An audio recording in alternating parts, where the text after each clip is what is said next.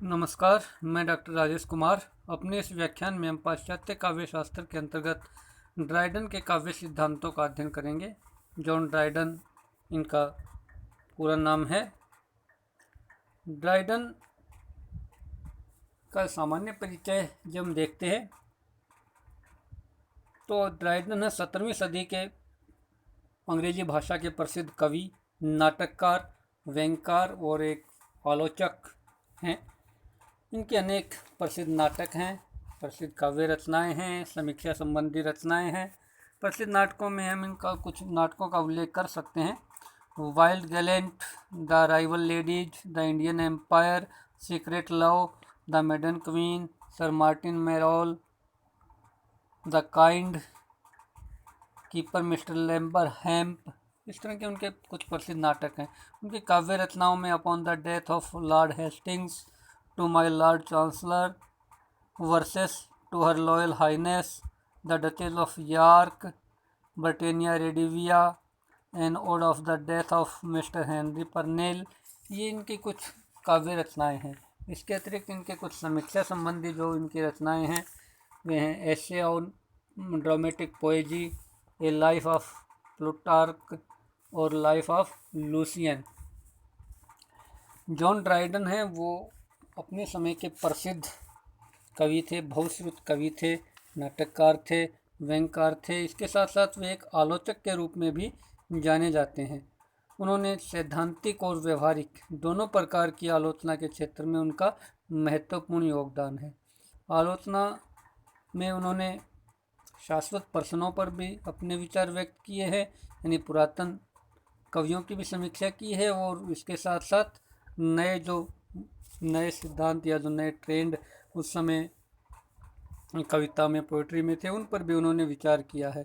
यानी उनमें एक प्राचीनता और नवीनता का एक संगम है। कह सकते हैं कि प्राचीनता के प्रति निष्ठा रखते हुए भी वे नवीनता के प्रति आकृष्ट थे। दोनों का एक समन्वय उनकी आलोचना में, उनकी समीक्षा में हमें दिखाई देता है। जो विद्वान हैं अंग्रेजी साहित्य के और अन्य विद्वान, उन्हें बहुत अधिक महत्व देते हैं, है ना। उन्होंने अपने यानी उनके महत्व का उल्लेख एक छोटे एक वाक्यांश से हो सकता है कि उन्हें आधुनिक आंग्ल आलोचना का जनक कहा जाता है। यानी अंग्रेजी आलोचना के जो में पिता हैं वे। तो इस प्रकार इन बातों से हमें पता चलता है कि वे एक बहुत अधिक महत्वपूर्ण एक आलोचक है, एक साहित्य समीक्षक हैं। इसके पश्चात हम देखते हैं कि उनके काव्य सिद्धांत क्या हैं, काव्य या साहित्य के किस पक्ष पर उन्होंने चर्चा की है और उसके संदर्भ में अपने क्या विचार उन्होंने व्यक्त किए हैं। तो पहले हम देखते हैं कि उन्होंने काव्य प्रयोजन के विषय में अपने मत व्यक्त किए हैं कि काव्य प्रयोजन क्या है। तो उनके समय में काव्य के 3 प्रयोजन मुख्य रूप से माने जाते थे। उपदेश देना, अनुदेश देना यानी शिक्षा देना, दूसरा आनंद प्रदान करना, और इसके साथ साथ आत्म उल्लास की प्राप्ति। यद्यपि उनके समय से पहले सिडनी ने कह दिया था, सिडनी नामक विद्वान ने, कि काव्य का प्रयोजन है वो आनंदपूर्ण शिक्षा देना है, delightful teaching which is the end of poetry. तथापि इस सिडनी के इस कथन से हमें ये प्रतीत होता है कि उनका बल वो आनंद से अधिक शिक्षा देने पर है। यानी काव्य का उद्देश्य वे शिक्षा देना अधिक मानते हैं, आनंद कम। इसके विपरीत ड्राइडन ने आनंद को काव्य का प्रधान प्रयोजन माना। उन्होंने कहा कि आनंद की प्राप्ति, है ना, ही जो है वो काव्य का प्रधान जो है उद्देश्य है वह है। यानी इंग्लिश में उनकी ये कोटेशन हम यहाँ उद्धृत कर सकते हैं कि delight is the chief if not the only end of Poaceae. यानी केवल एकमात्र प्रयोजन यदि काव्य का डिलाइट यानी आनंद प्रदान करना नहीं है, तो मुख्य यानी प्रधान उसका जो उद्देश्य है, प्रयोजन है, वो जरूर है। इंस्ट्रक्शन कैन बी एडमिटेड, अनुदेश या उपदेश को आप स्वीकार कर सकते हैं, but in the second place, लेकिन उसका स्थान है वो दूसरा है, दूसरे स्थान पर आप उसे स्वीकार करेंगे। For poesy only instruct as delights, यानी केवल आनंद प्रदान करने के लिए ही शिक्षा दी जानी चाहिए, यानी शिक्षा या काव्य है वो आनंद के लिए ही होना चाहिए। तो इस प्रकार ये उनका काव्य प्रयोजन के विषय में उनकी विचारधारा है। फिर कल्पना और अनुकरण, इसके विषय में इनकी तुलना करते हुए या इन पर भी वो अपने विचार व्यक्त करते हैं। उनका मानना है कि जो काव्य है वो मानव प्रकृति का मानस चित्र है। मानव प्रकृति उसमें बिंबित होती है, उसका एक आंतरिक एक चित्र काव्य में प्रस्तुत होता है मनुष्य की प्रकृति का। और ये चित्र है, ये जो चित्र है ये वास्तविक होना चाहिए ना, यानी वास्तविक या यथार्थ से उनका अर्थ है कि मानव प्रकृति को उसके कार्यों, उसके भाव और भाग्य में परिवर्तनों के द्वारा प्रकट करे। यानी उनका मानना है कि कवि अपनी मेधा, अपनी प्रतिभा, उसके साथ साथ कल्पना शक्ति से उस मूल्य वस्तु में कुछ ऐसा चमत्कार और सौंदर्य ले आए जिससे वह मौलिक प्रतीत होने लगे। यानी इसमें वे मेधा और प्रतिभा को मिलाते हैं, मेधा अर्थात प्रतिभा, और प्रतिभा के साथ साथ कल्पना, इन दोनों के मिश्रण से वस्तु का मूल्य इतना कर दे कि उसमें चमत्कार और सौंदर्य की सृष्टि हो जाए और वह मौलिक दिखाई देने लगे, मौलिक रूप में वह प्रतीत हो। इसके साथ साथ ड्राइडन है वो कवि या साहित्यकार या कलाकार को केवल अनुकर्ता नहीं मानते, वे उसे सृष्टा मानते हैं। उसका उद्देश्य है वास्तविक वस्तु से अधिक सौंदर्यपूर्ण कृति की सृष्टि कर देना, जो वस्तु है उससे भी अधिक सुंदर उसकी सृष्टि करना। यानी ऐसा कल्पना, अनुकरण के साथ कल्पना महत्वपूर्ण हो जाती है और तभी ये ऐसा हो पाता है। इसके बाद वे कल्पना पर अपने अलग से विचार हैं उनके। कल्पना के लिए फैंसी शब्द का प्रयोग उन्होंने किया है, पर फैंसी का प्रयोग कालरिज ने भी कल्पना का प्रयोग किया है, उन्होंने इमेजिनेशन कहा है ना। तो दोनों का अर्थ लगभग एक ही है। ड्राइडन जिसे फैंसी कहता है, कालरिज उसे इमेजिनेशन कहता है, कल्पना। ये काव्य के लिए कल्पना न केवल आवश्यक है बल्कि वह कल्पना विलास और अधिक महत्वपूर्ण है। कल्पना के साथ साथ कल्पना विलास यानी वही काव्य है। यानी वह काव्य में जीवन का जो यांत्रिक अनुकरण है या फोटोग्राफिक जो प्रत्यंकन है वो उसको वो कहते हैं वो प्रकृति की चोरी है। यानी ऐसे का ऐसा आपने यांत्रिक अनुकरण कर दिया बिना कल्पना के, तो वो तो आपने चोरी कर ली, प्रकृति की चोरी है। और कलाकार का कर्तव्य है कि वो अपनी कल्पना के माध्यम से बिंब निर्माण करे और बिंब निर्माण द्वारा उसमें सौंदर्य की सृष्टि कर दे। यदि वो केवल अनुकरण करेगा प्रकृति का तो वो केवल एक वो चोरी हो जाएगी। तो इस प्रकार कल्पना एक ऐसी शक्ति है जो एक शिकारी कुत्ते की तरह काम करती है। शिकारी कुत्ते की तरह वह स्मृति के क्षेत्र में दौड़ लगाती है और ऐसे भावों को खोज लाती है जिनके द्वारा वो कवि अपनी अनुभूति को, अपने अनुभव को बहुत ही प्रभावी और सौंदर्यपूर्ण ढंग से उसे व्यक्त कर सके। तो इस प्रकार वह कल्पना का उल्लेख करता है। वो कल्पना की प्रक्रिया भी मानता है, 3 प्रक्रियाओं का उल्लेख करता है कि कल्पना कैसे कार्य करती है। तो कहता है कल्पना की जो प्रथम प्रक्रिया है उसके द्वारा कवि उपयुक्त विचारों को ग्रहण करता है, विचारों को पाता है। फिर दूसरी क्रिया में वह उन विचारों को विषय के अनुकूल ढाल लेता है, अपने विषय के अनुसार अपने विचारों को वो ढालता है। और फिर तीसरे क्रम में वह इन विचारों को सही, सटीक, उपयुक्त, सार्थक शब्दों के माध्यम से अभिव्यक्त कर देता है। यानी पहले विचारों का ग्रहण करना, विचारों को प्राप्त करना, फिर विचारों को अपने विषय के अनुरूप बदलना, ढालना और फिर उनकी सार्थक और सही उपयुक्त शब्दों के माध्यम से अभिव्यक्ति।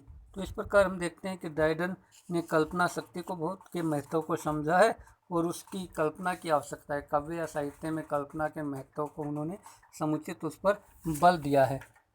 इसके बाद हम देखते हैं कि वे काव्य विषय के विषय में उनका क्या कहना है। काव्य विषय वे किसे मानते हैं। तो ड्राइडन काव्य विषय के संबंध में 5 बातों का वर्णन करता है। वे कहते हैं कि काव्य का संबंध मानव प्रकृति से है, मानव प्रकृति का मानस चित्र ही काव्य है, जैसा हमने पहले भी उल्लेख किया है। और ये जो मानस चित्र है यथार्थ होना चाहिए, वास्तविक होना चाहिए, और इस चित्र में सप्राणता होनी चाहिए, यानी सजीव चित्र, सौंदर्य के साथ सजीवता इसमें होनी चाहिए। और इसके साथ साथ जो काव्य है, जो ये चित्र खींचते हैं, मानस चित्र है, इसका जो प्रधान लक्ष्य है वह आनंद की प्राप्ति, और गौण लक्ष्य वो शिक्षा देना हो सकता है। तो इस प्रकार वे काव्य विषय का वर्णन करते हैं। इसके बाद ड्राइडन हास्य रचना और प्रहसन रचना, इसमें भी वे भेद करते हैं। तो इसके संदर्भ में वे कहते हैं preface to an evening's love, इसमें निम्न श्रेणी का उल्लेख होता है, यानी उसमें ऐसी वृत्तियाँ, योजनाएं और ऐसे साहसपूर्ण कृत्य प्रदर्शित किए जाते हैं जो दिन प्रतिदिन के जीवन में पाए जाते हैं। उसके चित्र और कृत्य स्वाभाविक होते हैं, यानी स्वाभाविकता होती है इसमें, जो इस प्रकार की एक हास्य रचना है। इसके विपरीत जो प्रहसन है उसमें बनावटी वृत्तियाँ होती हैं और अप्राकृतिक घटनाएं होती हैं। हास्य रचना उसमें क्या होती हैं, मानव स्वभाव की त्रुटियां भी उसमें आ जाती हैं। प्रहसन है वो ऐसी वस्तुओं से हमारा मनोरंजन करता है जो अपरूप होती हैं, जो दूसरा रूप धारण कर लेती हैं, यानी बनावटी बन जाती हैं वे। हास्य रचना में क्या है, लोगों को वो हंसी आती है, हंसाती है। और इसके विपरीत प्रहसन ऐसे लोगों को हंसाता है जिसमें निर्णयात्मक शक्ति नहीं होती और जो असंभव तथा काल्पनिक दृश्यों के प्रदर्शन से भी खुश होते हैं। जबकि जो हास्य रचना है उसमें वो किस प्रकार हंसाती है, वो मनुष्यों को की मूर्खताओं और उनके भ्रष्टाचार पर हंसाती है। यानी दोनों का जो एक हंसाने का जो एक विषय वस्तु है वो अलग अलग है। ड्राइडन इसका उल्लेख करता है। इसके साथ साथ इनमें एक और अंतर भी कहता है। वह कहता है कि हास्य रचना की जो अवधारणा और उस जो उत्श्रृंखल है, उत्श्रृंखल कल्पना, उसमें वे दोनों ही क्रियाशील होती हैं। यानी किसी अवधारणा पर किसी एक निश्चित उसका आधार है जिस पर वो हास्य रचना लिखी गई है, और उसके साथ साथ उसमें उत्श्रृंखल रूप से कल्पना का भी उसमें समावेश है। जबकि प्रहसन है वह केवल कल्पना पर ही आधारित है। हास्य रचना से जो हंसी उत्पन्न होती है उसमें एक संतुष्टि का भाव होता है, जबकि प्रहसन में जो हंसी उत्पन्न होती है उसमें घृणा का भाव मानते हैं ड्राइडन। तो इस प्रकार वे इन दोनों में भेद या दोनों में अंतर भी बताते हैं। तो ये भी उनका एक महत्वपूर्ण उनका एक ये इसे काव्य सिद्धांत या काव्य उनका दृष्टिकोण हास्य और प्रहसन के विषय में। इसके बाद वे भाषा के विषय में क्या कहते हैं, काव्य की भाषा या साहित्य की भाषा। क्योंकि अंग्रेजी विद्वान थे तो वे विशुद्ध अंग्रेजी के पक्ष में थे, पूरी तरह अंग्रेजी के पक्ष में थे, लेकिन ऐसी अंग्रेजी न हो कि वो पंडिताऊ हो, यानी विद्वान ही उसे समझें, या उसमें विदेशी शब्द भरे हुए हों। ऐसी अंग्रेजी के वे विरोधी थे ना। वह वागाडंबर का भी वे विरोध करते थे, यानी वाणी को आडंबरपूर्ण बना देना। वाणी में यानी भाषा में बनावटीपन नहीं होना चाहिए। वो नहीं चाहते थे कि किसी निकृष्ट विषय को, किसी तुच्छ विषय को बड़े बड़े भारी भरकम शब्दों के माध्यम से और व्यक्त किया जाए। यानी विषय या बात तो कुछ है नहीं, उस बात को बड़े साहित्यिक या बड़े भारी भरकम बड़े गरिमामय शब्दों में हम व्यक्त करें, तो ये बड़ा अटपटी बात है, ऐसा वो नहीं चाहते थे। इसी प्रकार वे पुनरावृत्ति, अभिव्यक्ति की शिथिलता और अतिशयोक्ति की बहुलता, इसके भी पक्ष में नहीं थे। किसी बात की पुनरावृत्ति होने पर उस बात का जो प्रभाव है वह समाप्त हो जाता है। अभिव्यक्ति में भी शिथिलता नहीं होनी चाहिए, बल्कि प्रभावी अभिव्यक्ति होनी चाहिए, और अतिशयोक्ति की बहुलता भी नहीं होनी चाहिए, वह भी भाषा के स्तर को गिरा देती है ना। और वाक्स्फीति से भी उसे चिढ़ती, यानी बात को, वाक्य को, वाणी को अनावश्यक विस्तार दे देना, उसे भी वे अच्छा नहीं समझते थे। इसके अतिरिक्त वे कहते एक वाक्स्फीति के संदर्भ में कहते थे कि जो अर्थ एक पंक्ति में आ सके उसे 10-20 पंक्तियों में क्यों उल्लेख करें। यानी कोई बात है उसे हम एक पंक्ति में कह सकते हैं, कह दें, ठीक है। उसके लिए 10-12, 10-20 पंक्ति क्यों बनाई जाएं ना। तो इसी प्रकार वे उदात्त शैली के समर्थक थे, यानी भाषा की एक में उदात्त यानी उदात्त शैली उनका। पर उनका ये भी मत था कि जो काव्य उत्कर्ष है उसके लिए अलंकारों का भी प्रयोग किया जाए। अलंकार हों वे विषय के अनुकूल हों और पात्रों के अनुकूल हों। विषय वस्तु जैसी है वैसे ही अलंकार हों, पात्र जिस प्रकार के हैं वैसे अलंकार हों।